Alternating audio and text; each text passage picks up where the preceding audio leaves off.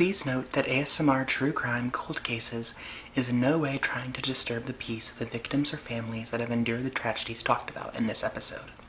All opinions are my own, unless stated otherwise. And all sources can be found at the end of this episode and in the description below.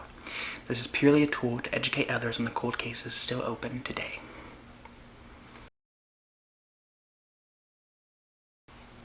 Betty Gail Brown, beloved student, daughter, and friend to all. A star pupil at Transylvania University in Lexington, Kentucky, Brown often spent her time hitting the books and working hard in her academics. And because of this, it wasn't too uncommon for Brown to be on campus. But the night of October 26, 1961, Brown hadn't returned home. The next morning, she was found dead. Welcome back to ASMR True Crime Cold Cases. And in this episode, we'll be looking at Betty Gail Brown. Now, when I did my research for Betty Gail Brown, a lot of things came up that I wasn't expecting to find. And we'll get into depth later about the more hidden things, I guess I should say, with police reports and news reportings and things like that. But first, I think we need to go back and learn a little bit more about Betty. So, Betty Gail Brown was a sophomore French major at Transylvania University. And this university, often called Transy University, is located in Lexington, Kentucky. And on the news reportings that I found, a lot of her friends and faculty described Betty as a very bubbly and kind-spirited person, and she was never really mean to anyone, which really took me by surprise, because I would think that someone who was murdered in the fashion that she was would have had enemies. Now, in all of her school pictures and her descriptions in the papers, she is described as being very doe-eyed, and she has really clear skin, and that she is characterized with having Breck girl hair. Now, Breck girl hair was a way to describe women who had a specific hairstyle and a hair look, like a feel to it. Breck was a shampoo brand in the 60s and 70s, and then it advertised using many women's luscious hair, and women in everyday life who kind of had that hair were Breck girl hairs. So. Now, on October 27th, she was found dead in her car outside of the old Morrison building on Transy's campus.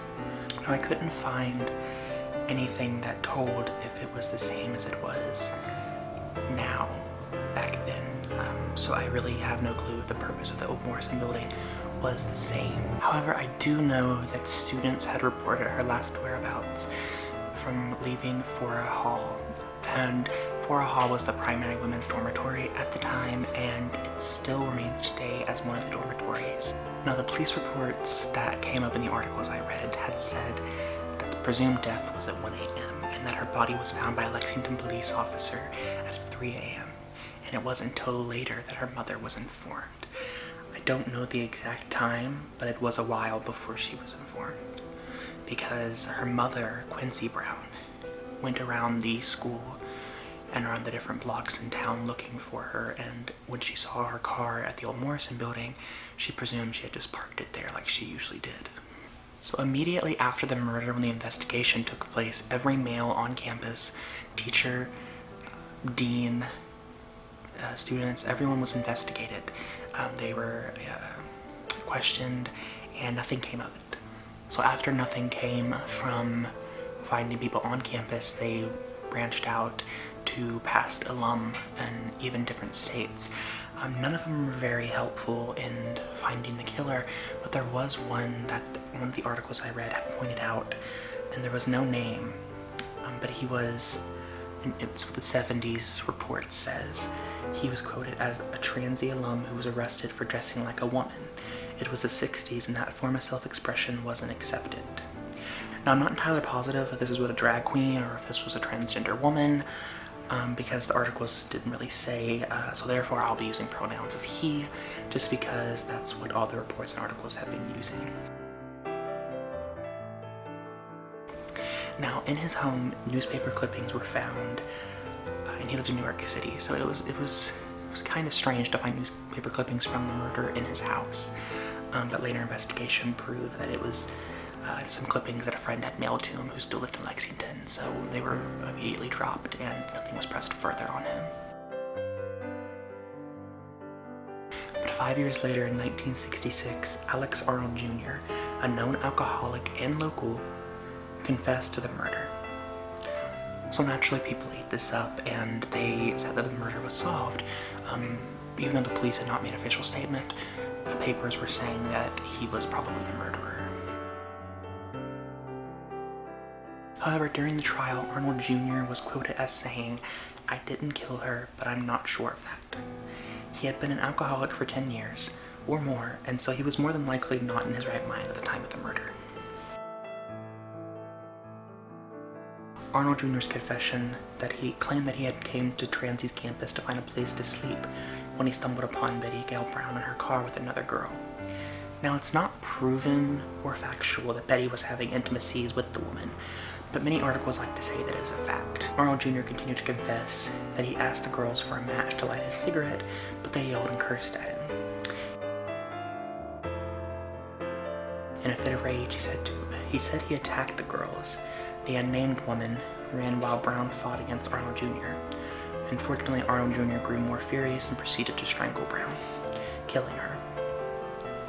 When he saw what he had done, he straightened up Brown's hair and clothes and fled the scene.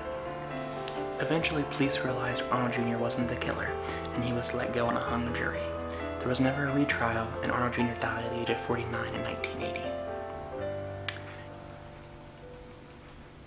Another main suspect in Betty Gail Brown's murder was infamous serial killer Nolan Ray George.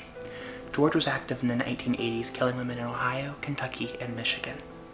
He was never actually questioned in the murder, though his style of murder was very similar to Brown's death.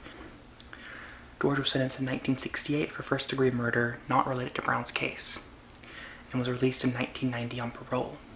In 2011, he was sentenced to life in prison. And unfortunately, the case is still open today, unsolved. However, Robert G. Lawson, lawyer to Alex Arnold Jr. during trial, released a book titled Who Killed Betty Gail Brown? Murder, Mistrial, and Mystery in October of 2017. In it, he writes of the investigation and trial that all took place to try and find Betty Gail Brown's killer. He also writes of his own doubts, thoughts, and investigations. Today, the murder of Betty Gail Brown is legendary. Campfire stories and folklores have been created around the murder, along with the belief that the killer still walks among the streets of Lexington today. What do you think? Maybe you have suspicions of who killed Betty Gail Brown. Let me know down in the comments, and until next time, this has been ASMR True Crime Cold Cases.